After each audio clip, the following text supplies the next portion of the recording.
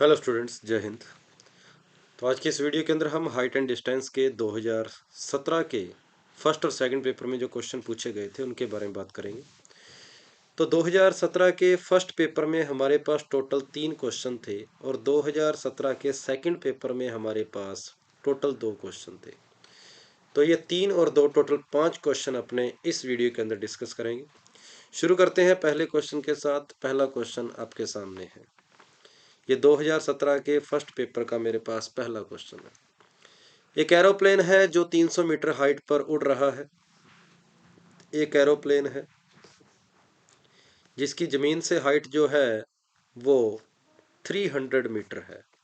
ये 300 मीटर आपको दे रखा है। Above the ground passes vertically above another plane, और ये जो आपके पास एरोप्लेन है ये किसी दूसरे प्लेन के बिल्कुल ऊपर है। दूसरे प्लेन के बिल्कुल ऊपर है।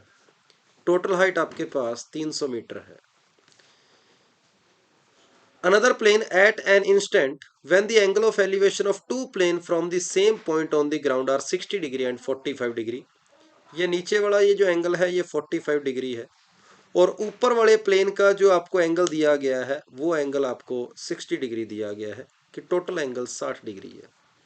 What is the height of lower plane, छोटे प्लेन की हाइट पूछी गई है, क्या होगी। एच की वैल्यू मुझे फाइंड करनी है, इस एच की। तो ये 45 डिग्री एंगल मुझे बताता है कि जितना परपेंडिकुलर होगा उतना ही बेस होगा। तो परपेंडिकुलर अगर आपने एच लिया है तो बेस भी आपके पास एच ही होगा। परपेंडिकुलर और बेस दोनों एच एच ही होंगे। अब मैं बड़े बड़े राइट एंगल ट्रायंगल को ले लेता हूं और tan 60 डिग्री जिसकी वैल्यू √3 होती है, तो tan 60 डिग्री इक्वल टू हो जाएगा परपेंडिकुलर अपॉन बेस, मतलब 300 बाय में एच। और यहां से आप एच की वैल्यू निकाल सकते हैं। 300 बाय में √3 है और √3 से ऊपर नीचे मल्टीप्लाई कर दिया और इस क्वेश्चन का मेरे पास आंसर आ गया 100 इंटू में √3। ये आपके पास इस क्वेश्चन का आंसर है 100 इंटू √3। ए ऑप्शन हो जाएगा। आसान क्वेश्चन था, सीधा सीधा डायग्राम बनाया और 2 राइट एंगल ट्रायंगल बने हैं। एक राइट एंगल ट्रायंगल की इक्वेशन लिखने की मुझे ज़रूरत नहीं पड़ी क्योंकि tan 45 को मैं जानता हूँ कि tan 45 डिग्री बोलता है कि 1 होता है। इसका मतलब परपेंडिकुलर और बेस आपस में बराबर है। तो परपेंडिकुलर मैंने अगर एच माना है तो बेस भी मेरा एच ही होगा, कुछ इस तरीके से। तो ये था पहला क्वेश्चन। दूसरे क्वेश्चन की ओर बढ़ते हैं अपने। सेकंड क्वेश्चन कुछ इस तरीके से। From the top of a building of 90 metre high the angle of depression of top and the bottom of tree are 30 degree and 45 degree. 90 metre high कोई एक बिल्डिंग है, 90 मीटर ऊंची कोई एक बिल्डिंग है। इसके टॉप से दोनों एंगल ऑफ डिप्रेशन दिए गए हैं, मतलब एक एंगल 30 डिग्री कुछ इस तरीके से है और दूसरा एंगल 45 डिग्री कुछ इस तरीके से है, 45 डिग्री। और ये आपके पास कोई एक ट्री हो गया, ये कोई एक ट्री है, ये ट्री हो गया और एंगल कुछ इस तरीके से आपको गिवन है कि जो टॉप है ट्री का उसका एंगल ऑफ डिप्रेशन 30 डिग्री है और जो बॉटम है ट्री का उसका एंगल ऑफ डिप्रेशन 45 डिग्री है, 45 डिग्री। ट्री की हाइट आपसे पूछी गई है क्या होगी। तो अगर ये 45 डिग्री है तो मैं जानता हूं ये भी 45 डिग्री होगा। और इस 45 डिग्री ने मुझे बताया कि अगर पूरी हाइट 90 मीटर है तो ये डिस्टेंस भी 90 मीटर ही होगी। 45 डिग्री मुझे ये बात बताता है। उसके बाद इस राइट एंगल ट्रायंगल को मैं कंप्लीट करता हूं और ये एंगल अगर 30 डिग्री है तो ये एंगल भी 30 डिग्री होगा, 30 डिग्री होगा। ये 90 मीटर है तो ये भी 90 मीटर होएगी और यहां से मैं ये वर्टिकल ये हाइट निकाल लेता हूं कितनी है। तो ये परपेंडिकुलर की वैल्यू मुझे फाइंड करनी है। तो tan 30 डिग्री जो कि 1/√3 होता है is equal to perpendicular upon base. Base आपके पास 90 मीटर है तो यहां से परपेंडिकुलर की वैल्यू आ गई 90/√3 और √3 से ऊपर नीचे मल्टीप्लाई करूंगा तो मुझे मिलेगी 30 इंटू में √3। ये 30 इंटू √3 जो है ये यहां से लेकर यहां तक ये हाइट है, ये वाली हाइट 30 इंटू में √3। तो पूरे 90 में से ये 30√3 को माइनस कर दूं तो मेरे पास ये डिस्टेंस आ जाएगी जो मुझे फाइंड करनी थी ट्री की हाइट। तो 90 में से इस 30√3 को माइनस कर दो तो ये हाइट आपके पास आ जाएगी 90 माइनस 3√3, जो कि आपके पास बी ऑप्शन हो जाएगा। ये था सेकंड क्वेश्चन। अब चलते हैं इसके बाद 2017 के फर्स्ट पेपर के तीसरे क्वेश्चन की ओर। From an aeroplane vertically over a straight horizontal road, the angle of depression of two consecutive kilometre stone on the opposite side of aeroplane are observe to be alpha and beta. ठीक बात है। क्या बोला गया है? कहता है from an aeroplane vertically over a straight horizontal road, किसी रोड के ऊपर कोई एक एरोप्लेन है। The angle of depression of two consecutive kilometre stone, तो किलोमीटर स्टोन को आप जानते हैं कि 2 किलोमीटर स्टोन के बीच की डिस्टेंस 1 किलोमीटर होती है। On the opposite side of a aeroplane are observe to be alpha and beta, तो यहां से इधर की ओर देखा गया ये एंगल अल्फा है, इधर की ओर देखा गया ये एंगल आपके पास बीटा है। एंगल ऑफ डिप्रेशन बोला गया मतलब ये बीटा दिया था तो ये भी बीटा हो गया, और यहां से ये एंगल अल्फा दिया गया था डिप्रेशन का, तो ये भी एंगल आपके पास अल्फा है। और आपसे पूछा गया height of the aeroplane above the road is, आपको इस एरोप्लेन की हाइट बतानी है, क्या होगी हाइट, और इन दोनों के बीच की डिस्टेंस जो है वो आपके पास 1 किलोमीटर दे रखी है, 1 किलोमीटर। चलो एरोप्लेन की हाइट निकालनी है। तो दो राइट एंगल ट्रायंगल आपके पास बने हुए हैं, इस लेंथ को मैं x बोल देता हूं, इसको y बोल देता हूं। तो पहले इस राइट एंगल ट्रायंगल की बात करेंगे। तो tan alpha is equal to आपके पास आ गया h/x, और यहां से x की वैल्यू आ गई h कोट अल्फा, या फिर इसको tan में पढ़ा रहने दो, x is equal to h by में tan अल्फा आ गया, tan अल्फा। और y की वैल्यू यहां से अगर निकालनी हो तो tan beta is equal to h/y होएगा, और y की वैल्यू मेरे पास आ जाएगी h बाय में tan बीटा। और मुझे पता है कि x plus y equal to 1 kilometre है, तो मैंने 1 लिख लिया। अब x और y की वैल्यू किलोमीटर में ही आएगी क्योंकि मैंने ये 1 किलोमीटर लिया है। x की वैल्यू पुट कर दो तो h by tan alpha plus h by tan beta is equal to 1 हो जाएगा। यहां से tan alpha tan beta LCM आ जाएगा, h आपके पास कॉमन आ जाएगा, तो h के साथ बन गया tan alpha plus tan beta upon में tan alpha into tan beta, और इक्वल टू में आपके पास 1 पड़ा है, तो h की वैल्यू हो जाएगी tan alpha into tan beta upon tan alpha plus tan beta.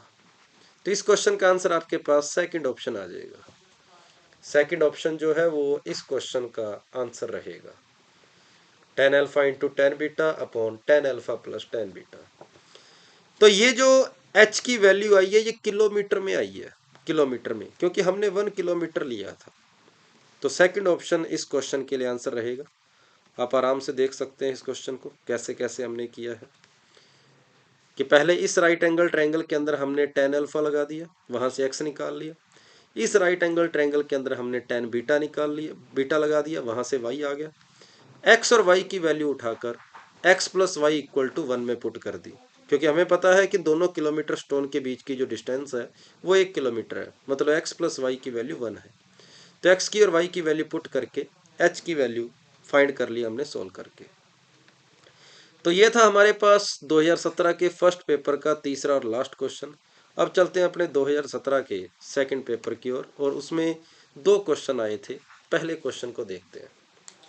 First question क्या कहता है, let A B represent a building of height h metre with A being its top. कोई ए बी एक building है और ए उसका top है, और उसकी हाइट आपको h दे रखी है। बी बीइंग इट्स बॉटम, ठीक है। Let A dash B dash represent a tower of height h plus x, मतलब इससे थोड़ा सा ज्यादा है tower, h plus x, with A dash being its top and B dash its bottom.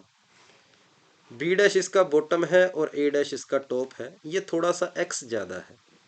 उस tower से इसकी हाइट x ज्यादा है। Let the angle of elevation of A dash as seen from B 45 degree. From यहां से लेकर इस जगह का एंगल ऑफ एलिवेशन आपको 45 डिग्री दिया है, ये एंगल 45 डिग्री है। और 45 डिग्री के अंदर पता है आपको परपेंडिकुलर और बेस बराबर होते हैं, वो अगर x है तो ये भी x होएगा। चलो ये बात मुझे क्वेश्चन के अंदर दे रखी है। तो पहला स्टेटमेंट क्या कहता है, कहता है h प्लस एक्स जो है ना वो d से बड़ा होगा। और d किसको बोला गया है, d b plus B dash को, इसको उसने d बोला है कि b प्लस बी डैश जो है वो d है।